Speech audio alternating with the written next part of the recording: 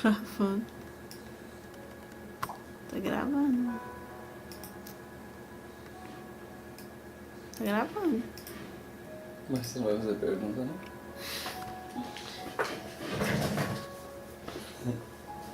Você não pergunta se tá gravando. Tô aqui com o professor Fran. Não. Você não vai apresentar isso, mesmo. Você só vai ouvir e escrever. Só pergunta, não precisa fazer apresentação. Qual o sentido da expressão cidade, segundo Libani? Na verdade não é cidades, é a lógica da cidade. Lógica Você da quer cidade, saber ela? segundo Porque Libani. o livro... Cadê o livro do Libani? Ele pega e fala que as lógicas da cidade, e aí tem um subtítulo no título: o impacto sobre a fé e sob o impacto da fé. Então ela tem um pensamento.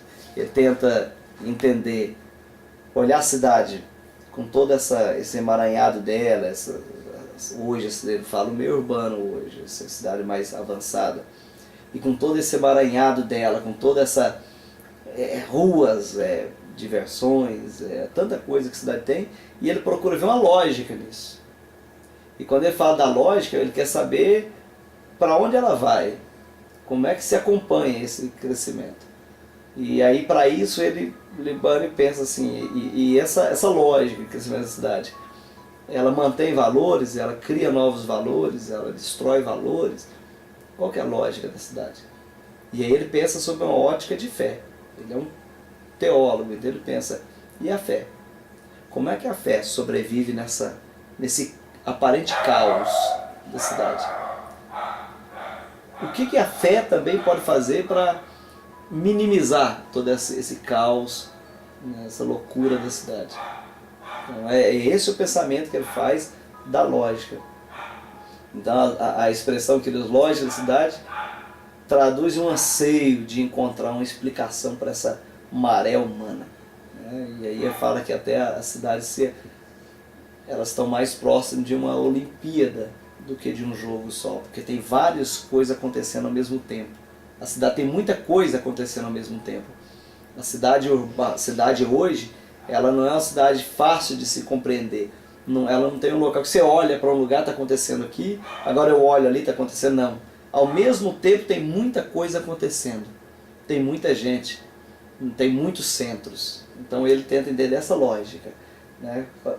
Parar, deter e tentar entender isso aí. E qual o impacto dela na fé e qual o impacto da fé nela. Mas o que você ia perguntar? Porque as igrejas rurais tendem a desaparecer. O Libani, ele é padre, então ele pensa assim, ele olha a experiência de vida dele, de toda pessoa com um pouco mais de idade, aí ele vai pensar e vai ver. A cidade antes ela tinha um tripé, era a moradia, a praça, a igreja, a praça, a moradia. Todas as regras de conduta, normas, elas partiam da igreja. A igreja derramava sobre o povo as regras, como é que é. Os anseios do povo também eram resolvidos lá, as brigas, as discussões, os desentendimentos. A igreja era o grande centro, então você tinha um centro ali. A pessoa trabalhava na sua casa, na sua terra, na sua fazenda, e o lazer, um ponto de encontro das pessoas era ali na praça. A praça era o lugar de encontrar, de conversar, de brincar, de rir, de namorar. Era a praça, era assim que funcionava. Esse molde de cidade, onde você tem a igreja matriz ali, a igreja católica ali, a pracinha ali, as casas, e as pessoas trabalham, vão no dia do Senhor, para a igreja, e da igreja assim elas vão para a praça, esse molde acabou. Esse molde ele já não tem funcionalidade mais. São poucas as cidades, você vai ainda encontrar um molde assim, uma igreja rural. É isso que eles chamam de igreja rural. Você não encontra a igreja rural mais dessa forma. Ela está acabando, ela está ficando só na memória, só na história. Porque esse tipo de igreja, quando você tem cidades monocêntricas, ela tem um centro só. O centro é a igreja. Agora, quando você vai para o meio urbano maior, ela é policêntrica, tem muitos centros. Por isso que muitas coisas acontecem ao mesmo tempo. O ponto de encontro do povo agora não é só a praça. Agora o cidadão pode se encontrar no restaurante, no clube, no estádio, nos shopping centers. Eles podem se encontrar em vários lugares. Agora tem vários centros. Não é mais um centro só. São muitos centros onde as pessoas podem se encontrar. E isso diluiu o poder e influência da igreja católica. Então por isso que ele diz que a tendência dessa igreja, nesse molde rural, ela tende a praticamente desaparecer, se não desapareceu já. E ele fala também da lógica da cidade, do tempo e do lazer. O tempo a gente, cada vez as pessoas reclamam que o tempo passa rápido demais e ninguém tem tempo para nada. A lógica capitalista tempo é dinheiro. Eu não posso perder tempo, porque tempo é o ganho de dinheiro. E essa lógica capitalista de ganhar dinheiro em tudo, ela foi igual uma onda, foi chegando e foi solapando até que derrubou a igreja. O domingo, ele era o dia do Senhor. O domingo, na cultura cristã, ele era o dia de adoração. É o dia das pessoas irem na igreja. É o dia do exercício da fé das pessoas. Elas estavam exercitando a sua fé. É isso que elas faziam. A família reunida ia para a igreja. A consciência da pessoa até doía se isso não acontecesse. Mas isso acontecia porque a igreja era o centro. Era dali que emanava o poder. Agora, nós temos outras visões, e o capital ele faz com que as pessoas queiram ganhar dinheiro. E o capital ele não pode perder tempo e alvos. E aí o que ele viu? O que eu faço para ganhar dinheiro no dia do Senhor, no domingo? O lazer. E aí criou-se a indústria do entretenimento, onde as pessoas agora vão lucrar com o prazer dos outros, com mesmo que fútil, mesmo que boba, mesmo que temporal, mesmo que fugaz, né, tão momentânea, mas vai ganhar dinheiro com aquilo. E agora o que era dia do Senhor passou a ser o dia do lazer. E aí nesse dia o capital, ele consegue ganhar dinheiro, ele consegue gerar lucro. Então nesse dia que as pessoas gastam, passeiam, vão no clube, vão assistir ao cinema, vão ao shopping center, a grande meca do capitalismo, e vão gastar e vão comprar, e vão saciar o seu vazio vai ser saciado esvaziando sua carteira. O seu vazio interior vai ser saciado esvaziando, né, o seu bolso ali e comprando ele. É como se comprar alguma coisa enchesse o que está lá dentro da pessoa. Então o Libânio ele começa a questionar isso também. Você olha o que fizeram com o dia do Senhor. Olha o que foi feito. O dia do Senhor foi transformado no dia do comércio. Na verdade é o dia que é um dos dias que mais se ganha dinheiro, porque o dia do Senhor agora ele é tratado como turismo. A pessoa agora usa o dia do Senhor para turismo. Ela vai ganhar dinheiro. Então ele faz essa observação importante também. O que mais, Guilherme? As considerações finais. Não, tem ainda a pluralidade cultural, né? Na cidade hoje nossa cultura ela é plural, ela é múltipla. Nas outras, na lógica, numa cidade mais rural, a cultura era religiosa. Então ela era muito simples. Você não tinha grandes questionamentos. Aquilo estava certo e estava errado, segundo a liturgia falasse. Ou seja, hoje mesmo a gente tem que lembrar de outra coisa também que Libânio fala. O que faz a igreja católica ser conhecida no meio de tantas outras igrejas, né, que usam marketing, que usam lucro e que geram renda? E a igreja católica, ainda não se vendeu para isso, ainda está resistindo, né? É na última fronteira de luta, resistindo a princípios cristãos. Como é que ela faz para ser reconhecida ainda? Como é que ela faz? Bom, a bandeira dela, ainda ela teve que levantar sua bandeira social. E hoje a Igreja Católica é conhecida também pelas suas ações sociais, a sua intervenção na política, sua intervenção na injustiça, suas campanhas da fraternidade, sua proximidade com os pobres e assim manter o princípio da fé cristã, que é essa vocação para o pobre, que é esse ajudar o necessitado, esse de chegar até aquela pessoa que precisa. E a igreja, ela conseguiu sobreviver, a Igreja Católica consegue hoje manter nessa sociedade, dar o seu grito e se diferenciar sem se vender fazendo isso. Fazendo a sua opção por questões sociais, por questões políticas também, e impregnando. Aí ela faz o segundo, o impacto, essa sociedade, essa lógica da cidade, sob o impacto da fé. Então aí a fé religiosa impactando essa cultura, né? Essa cultura do ganho do capital. Mas no passado, voltando àquele assunto, na igreja rural, era muito simples as coisas. Uma coisa estava certa ou errada baseado no sermão do padre. O que o padre definisse, olha, está certo, não se questionava. Era muito simples as coisas. E também era muito fácil se tender para um erro. Agora, quando você chega em uma cidade onde você tem essa multipluralidade, essa multicultural, essa pluralidade cultural, aí a coisa modifica. Agora você não tem uma só verdade, uma fonte, só você tem várias fontes. As pessoas procuram a explicação para um monte de coisa. E agora você tem um impacto dessa lógica de uma cidade maior sobre a cultura. E a cultura agora ela começa a se despregar da religião. E é algo cultural que antes, nossas festas antes eram festas religiosas.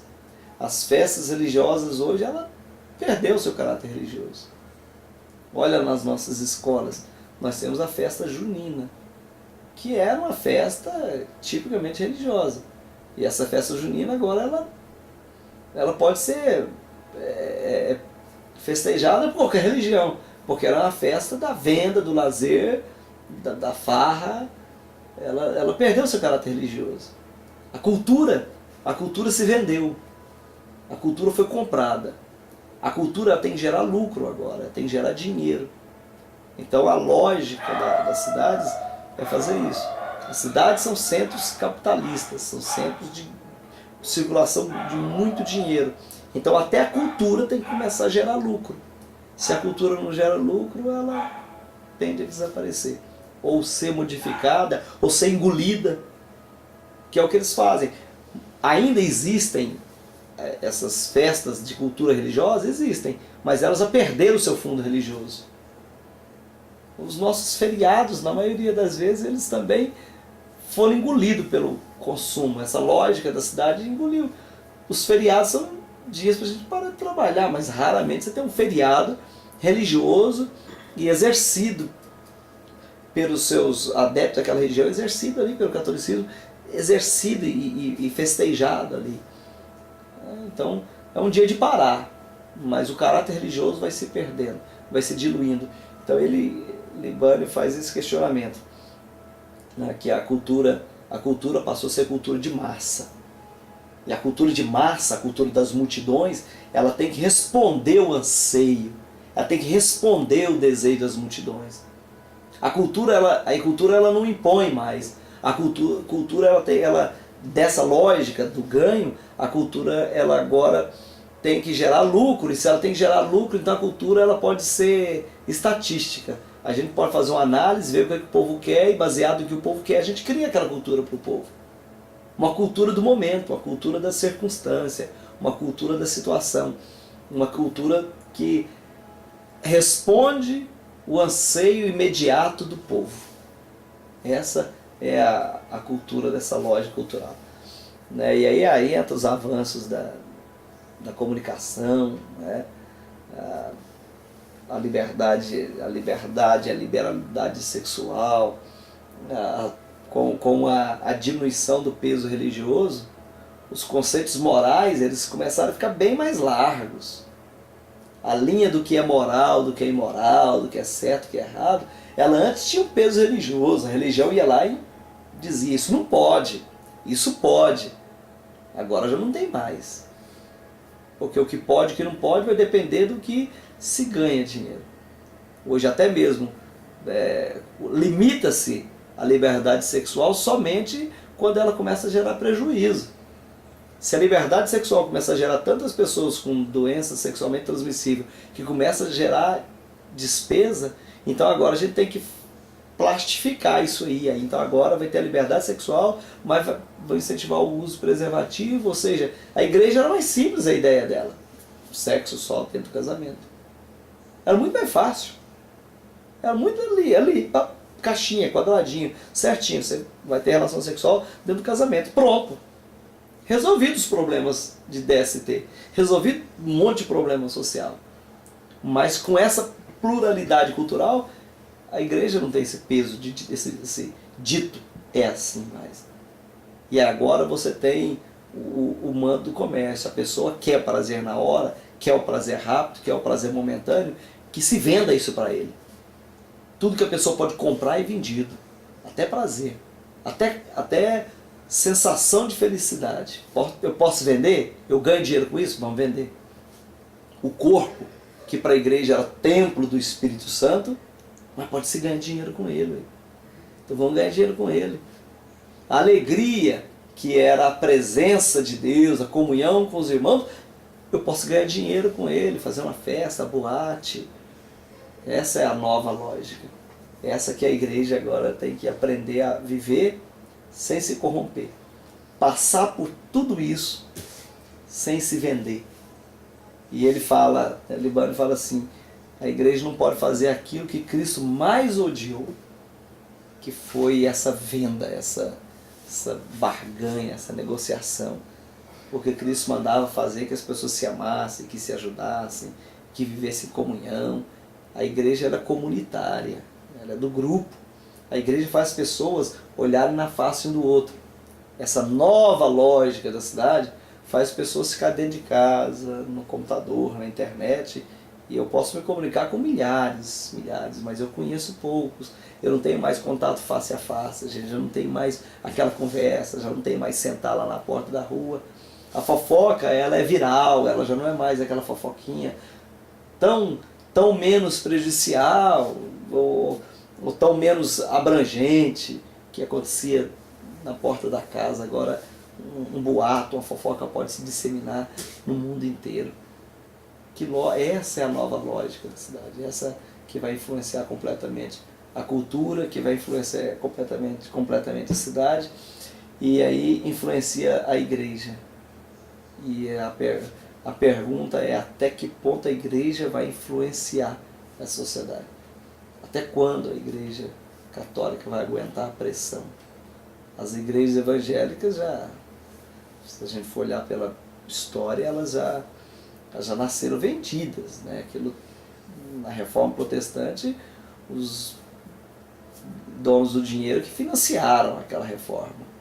Então injetou dinheiro ali, injetou capital. Enquanto a igreja era atrasada, a igreja católica dizia, não pode ter usura, não pode ter lucro. Mas como que não pode ter lucro se eu sou banqueiro? Eu tenho que ter lucro. O lucro é a alma do meu trabalho. Eu emprestar dinheiro e ganhar mais. Aí a igreja diz que não pode. Então o que é que faz? Vamos financiar alguém que vai romper com isso. E aí vem a reforma protestante. Essa igreja reformada agora não pode lucrar. E com esse pode lucrar, olha que nós chegamos. Hoje as igrejas barganham, negociam. O grito da igreja, você quer ficar rico? Vem aqui. Aqui o cara troca de carro, aqui compra casa, 2 casas, 3 casas. Se a pessoa é pobre, talvez é tão pobrezinha e não quer aquilo, então vamos barganhar a cura.